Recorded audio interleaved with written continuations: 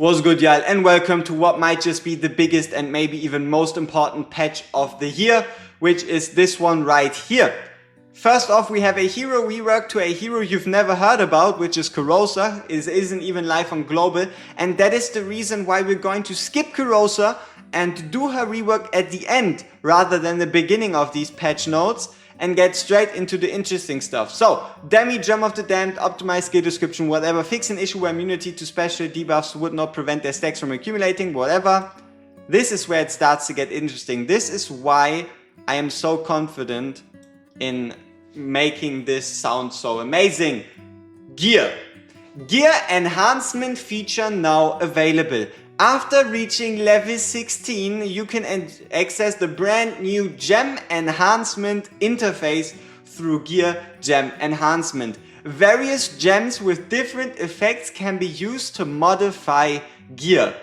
Gem number 1. Darkfall Gem enhances primary attribute of mythic or higher rarity gear. So what would that mean?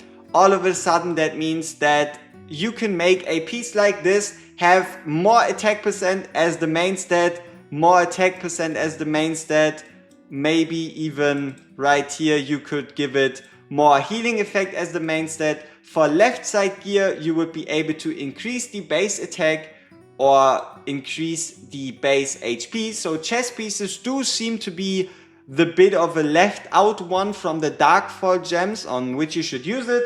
And it seems to be mythic or higher rarity gear, which I find funny to be giving us. I guess it depends, right? There's two ways you can read this. Number one, we're getting a higher rarity than mythic gear. Or number two, they're just referring to ancients, which I see as a bit more likely, but it is a funny way to call it nonetheless. Next up, Evolution Gem. You can convert tier 1 gear, mythic or higher, into the tier 2/tier 3 gear of the same part while preserving its secondary attributes. So once again, how would this look like? Let's pick a Night Terror set. And Night Terror set, all of a sudden, let's say this one. You like these subsets, you have crit damage, attack speed, attack. If you use a Evolution Gem on this piece goes into a tier 2 or tier 3 variant. Maybe Night Terror becomes Ageless Wrath, maybe Night Terror becomes something else, maybe this is random. It is hard to say. The patch arrives tomorrow or in 2 days at the latest, which is when you get all the juicy information and everything on top of this. But we now have to also look at the variant gem. It grants a variant attribute to the ancient mythic weapon or bangle, turning them into variant gear. So pretty straightforward. You can pick a ancient piece. Important, it has to be an ancient piece. So we could, for example, take this piece and make it a variant piece like this one with just the single use of a singular item. And then the transmutation gem changes the type of one selected secondary attribute on ancient mythic or variant gear while preserving its progress bar.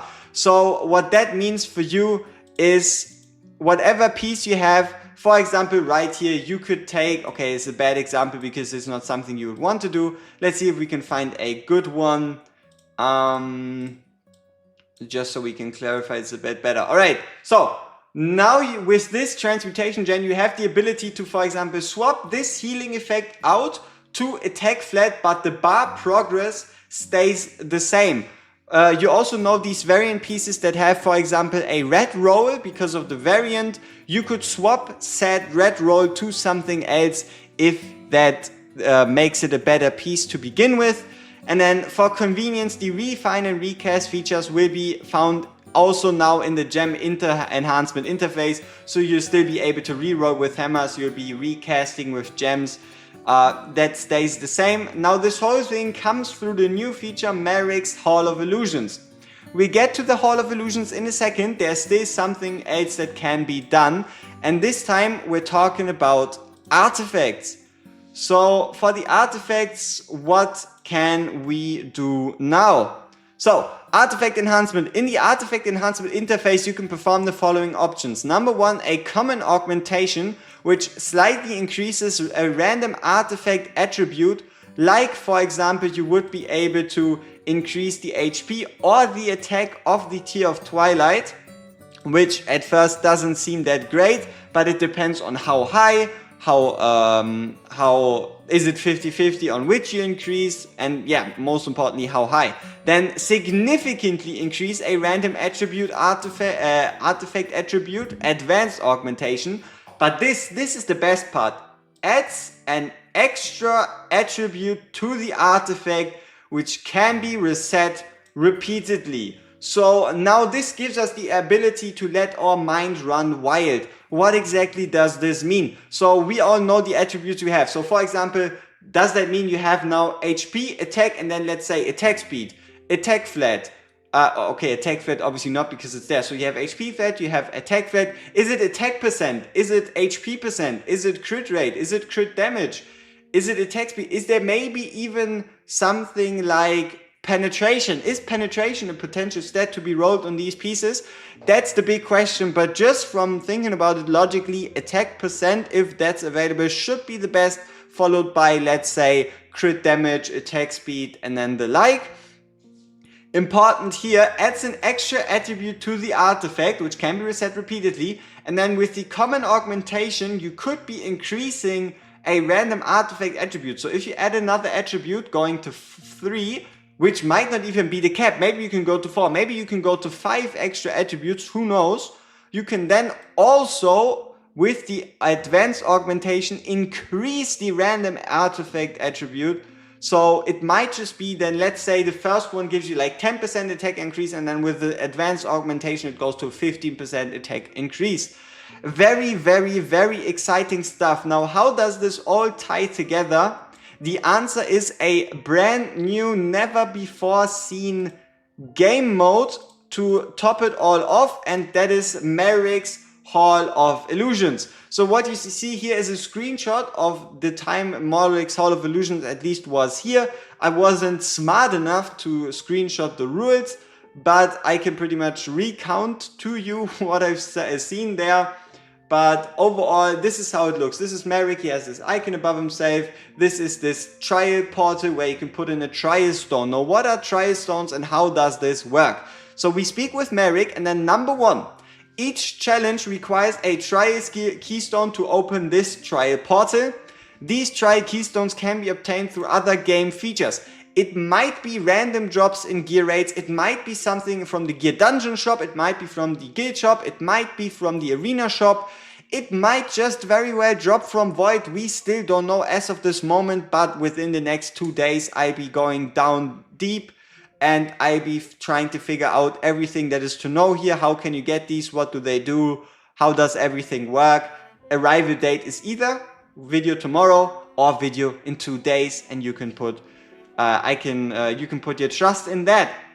So each trial keystone contains a different ancient inscription leading to a different trial. So depending on what kind of gem you get, you put this in, you get a different trial. Important enough, once a trial begins, it cannot be restarted, and exiting midway will settle rewards based on current progress. So there seems to be progress rewards, completion rewards, and these are one and done stages, which means depending on which trial leads where, how good can you prepare, you should or really need to take care to go into this prepared, take this seriously because you really don't want to fail it. Then trial keystones also have a maximum limit. This maximum limit is 50, which is quite high. So you are encouraged to, before you reach that 50 limit, to use up these trial stones and get yourself the rewards. So what are the rewards? Obviously the rewards from these trials might just be gems, summons and whatnot, but most importantly it's going to be these artifact augmentation and gem enhancement features. So these are only going to be available from Merrick's Hall of Illusions. Now, very important for those of you that are interested or not interested in campaign, mainly those of you that figured out all the campaigns already and just want some extra summons.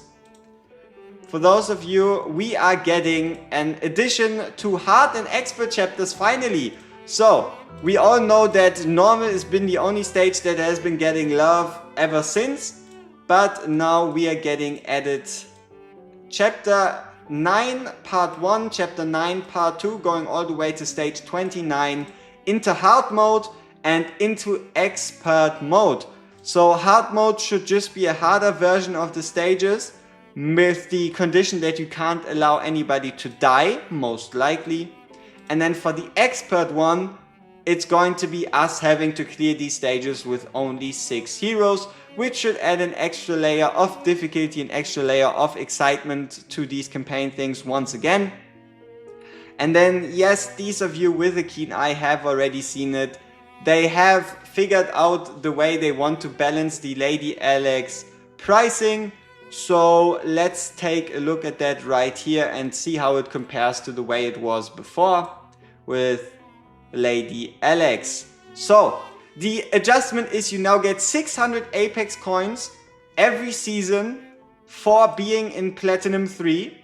So Platinum 3 nets you 600 coins every week, which makes it 2,400 coins every month, which makes it probably plus the extra bonus you get at the end of the season.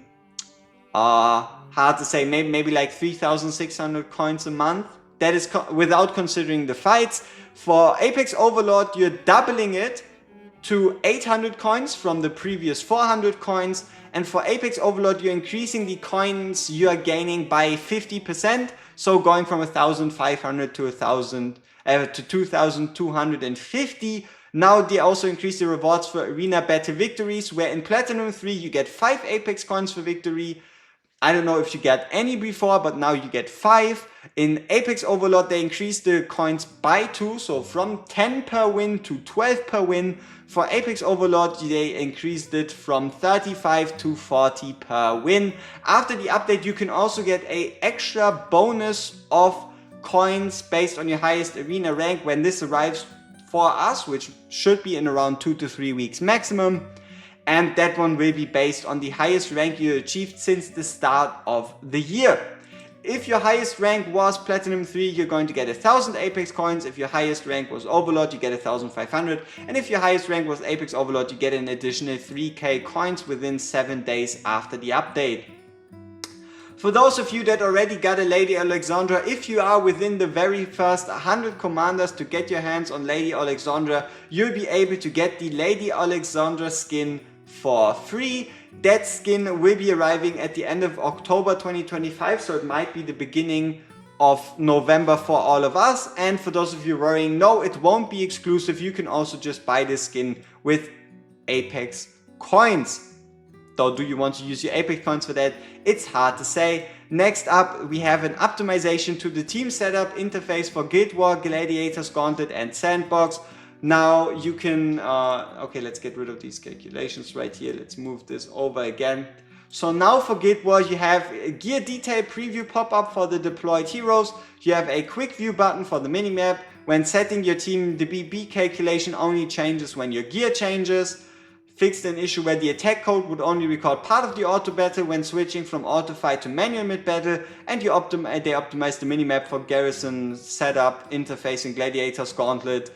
Added a quick view button for the garrison team setup on the minimap. Fixed an issue where the minimap display didn't match actual hero positions in a guild leader adjustment interface, and they optimized the skill description for the demon soldier Bad Wings Banshee, in which the death curse skill now changes to upon death inflict a stack of mortal curse on enemy heroes within 2 tiles lasting for 15 seconds, which then now brings us back to Carosa and the way they reworked Carosa. Though before we get into this, once again, brand new game mode, brand new trials to conquer, brand new resources in gem enhancement and artifact enhancement, increase substat bigger, add another substat, gem enhancement, make the primary attribute or primary stat higher, so attack percent, whatever, or on weapons attack